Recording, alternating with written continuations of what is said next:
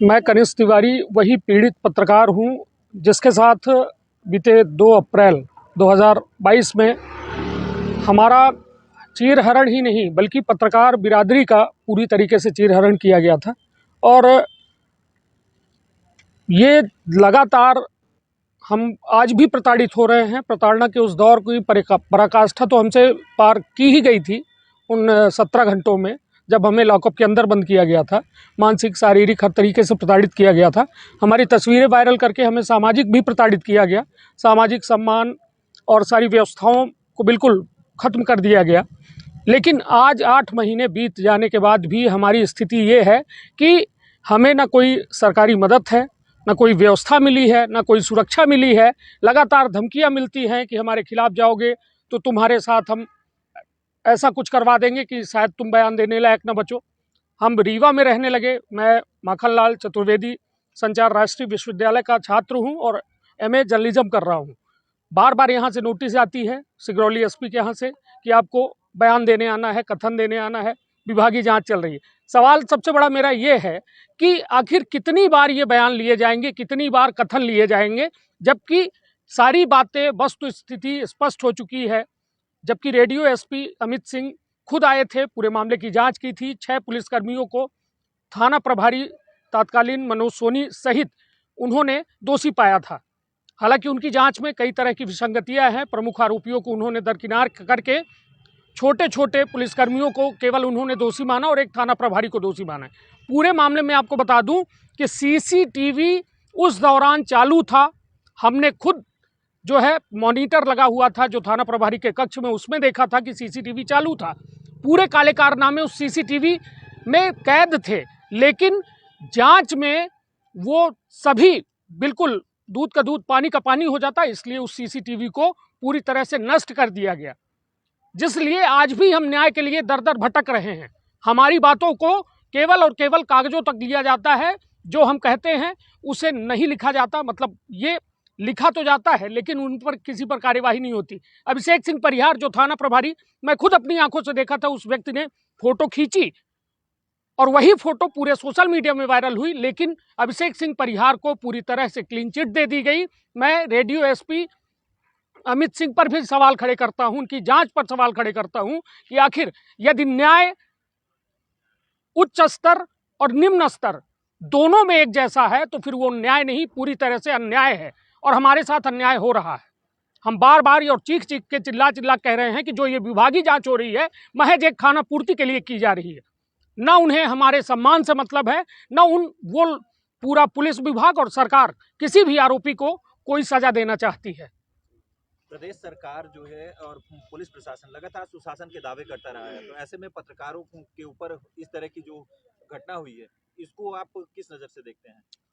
मैं आपको बता दूं, ये पत्रकारिता का वो काला दिवस है जब पत्रकार अपने आप को भूलकर, अपने परिवार को भूलकर, अपने बच्चों को भूलकर समाज के लिए निकलता है और समाज के उन ज्वलंत मुद्दों पर अपनी बात रखता है जिससे एक जन का भला होता है। लेकिन यदि इसी तरह घटनाएं होती रही तो वो दिन दूर नहीं कि जब पत्रकार किसी घर में नहीं होगा, क्योंकि उसे डर लगेगा कि यदि मैं पत्रकार बनूंगा तो मेरी बीवी विधवा हो जाएगी, मेरी माँ की कोख सूनी हो जाएगी, मेरे बच्चे अनाथ हो जाएंगे।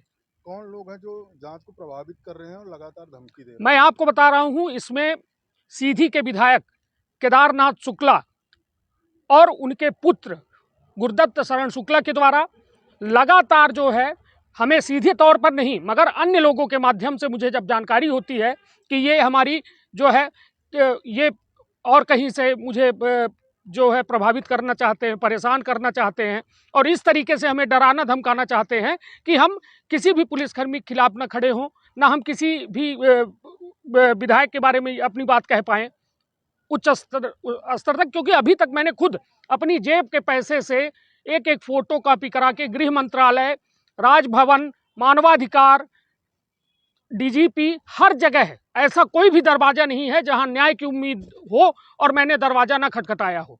लेकिन उस न्याय को इसलिए नहीं मिलने दिया जा रहा है क्योंकि हम एक आम पत्रकार हैं और पत्रकार की वजह से ये हो रहा है। और सामने हमारे एक विधायक हैं, एक विधायक के पुत्र हैं, तो वो आज पावर में हैं और हम पावर तो नहीं कह सकते कि पत्रकार के पास कोई पावर है, मगर हाँ पत्रकार एक महज होने के चलते आज इस तरीके से प्रताड़ना का दंश झेल रहे हैं कि 8 महीने से हम कभी सिगरौली, कभी बैढ़न, कभी भोपाल सिर्फ यही कर रहे हैं।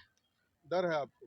डर है क्योंकि मैं अकेला हूँ, अपने घर में अकेला हूँ, परिवार में अकेला हूँ, और क्योंकि मेरी लड़ाई सत्ता के उन कहा जाए संरक्षकों से है जो शायद इतने पावर में हैं कि वो चाहे तो मुझे सड़क से ही गायब कर दे, क्योंकि यदि उन पर जब कभी बात आएगी तो मुझे पूरी तरह से नुकसान पहुंचाने का उनके द्वारा प्रयास किया जाएगा। और कई बार मैं गुहार लगा चुका हूं सिगरौली एसपी के यहाँ भी, इनको भी मैंने दिया है, एक लेटर दिया है, पत्र दिया है जो आप लोग को उपलब्ध करा दूंगा कि मेरे जान माल को खतरा है और मुझे सुरक्षा प्रदान की जाए। तो क्या माना जाए राजनीतिक संरक्षण में इस पूरे मामले को प्रभावित किया जा रहा है? बिल्कुल किया जा रहा है, क्योंकि 8 महीने आप खुद सोचिए, कल्पना करिए कि किसी मामले को क्या न्याय इतना धीरे है, जो सारी चीजें स्पष्ट हैं, साफ सुथरी हैं, जहां साफ सुथरी तौर पे दिखाई दे रहा है कि फोटो कौन खींच रहा है, वायरल कौन कर रहा है, सीसीटीवी को क्यों नष्ट किया गया। आप खुद सोचिए ना, पुलिस यदि सही होती तो क्या सीसीटीवी को नष्ट करती? सीसीटीवी फुटेज, जबकि डीजीपी का आदेश है कि हर थाने की सीसीटीवी रिकॉर्ड होनी चाहिए और बकायदा उसका डेटा 2 से 3 महीने रखा जाना चाहिए, लेकिन उस सीसीटीवी फुटेज को पूरी तरह से नष्ट किया गया, इसलिए क्योंकि उसमें उनके काले कारनामे रिकॉर्ड थे, एक एक चीज रिकॉर्ड थी, हमें किस तरह मारा गया, पीटा गया, प्रताड़ित किया गया, क्या क्या किया गया, जिसको मैं याद करके पूरी तरह से सिहर जाता हूं। और वजह सिर्फ यही है कि मैं अपने लिए लड़ाई ये नहीं लड़ रहा हूं, पूरी पत्रकार बिरादरी के लिए लड़ रहा हूं, क्योंकि डेस्क में बैठने वाला पत्रकार, जो बड़े बड़े चैनलों के डेस्क में बैठते हैं, हमारे आपके दम से ही पत्रकारिता चलती है उनकी, और यदि हम आप सुरक्षित नहीं हैं तो डेस्क वाला पत्रकार कैसे सुरक्षित है, कैसे वो न्यूज चैनल चलाएगा, मैं भी जानना चाहता हूँ। आखिरी में जानना चाहेंगे कि आपकी क्या यहाँ पर क्या क्या मांगे हैं, क्या चाहते हैं आप? नहीं, हम तो ये चाहते हैं कि हम जितने भी पीड़ित लोग हैं, हमें सरकार की ओर से जो है एक व्यवस्था, सुरक्षा व्यवस्था जो है मुहैया कराई जाए। और दूसरी चीज 2 अप्रैल और 3 अप्रैल, 2 अप्रैल की शाम 4 बजे से 3 अप्रैल के शाम 7 बजे तक के सिटी कोतवाली थाना सीधी के मोबाइल टावर में जितने फ़ोन एक्टिवेट थे, उन सभी मोबाइलों को मंगाया जाए और उनका सबका लोकेशन निकाला जाए, और लोकेशन के साथ साथ सबके डेटा को रिकवर किया जाए कि किसने फ़ोटो खींची, कहाँ वायरल की, क्या क्या हुआ। और साथ ही दोषी पुलिसकर्मी अभिषेक सिंह परिहार, मनोज सोनी और अन्य जो पुलिसकर्मी दोषी हैं, सबके खिलाफ एफआईआर दर्ज की जाए। यदि आम आदमी के खिलाफ तुरंत एफआईआर होती है तो इनको उनके ऊपर क्यों नहीं, जब दोष सिद्ध हो गया तो एफआईआर क्यों नहीं की जा रही है? आपके इस पूरे मामले को लेके बीबीसी जैसे चैनलों ने उठाया, स्थानीय पत्रकारिता को लेके आप किस तरह से सहयोग आपको मिला सीधी? जी, आपको बता दूं, बात स्थानीय पत्रकार की नहीं है, बात डर और खौफ की है। जब एक पत्रकार की इस दुर्दशा, 17 घंटे एक पत्रकार लॉकअप के अंदर रह सकता है, तो आप समझिए जब हमारी इस तरह की हालत हुई तो शायद सामने वाले पत्रकार जो थे उनके अंदर वो डर, वो खौफ था उस सरकार का, उस सिस्टम का, जो शायद एक केंद्र बिंदु के रूप में विधायक के द्वारा संचालित की जाती है।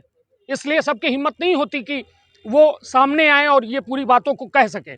लेकिन राष्ट्रीय मीडिया, प्रादेशिक मीडिया का मैं तहे दिल से आभार व्यक्त करता हूँ, पूरे पत्रकार बिरादरी की ओर से करता हूँ, क्योंकि उन्होंने एक सच जो दब रहा था उसे उठाया और एक जन जन की आवाज़ बनाई और जाकर कहीं आज हम न्याय की भले अंतिम पंक्ति में खड़े हैं, न्याय हमसे बिल्कुल अंतिम छोर पर है, उसके बावजूद भी एक आशा और एक उम्मीद इस पत्रकारिता ने ही बचाई है।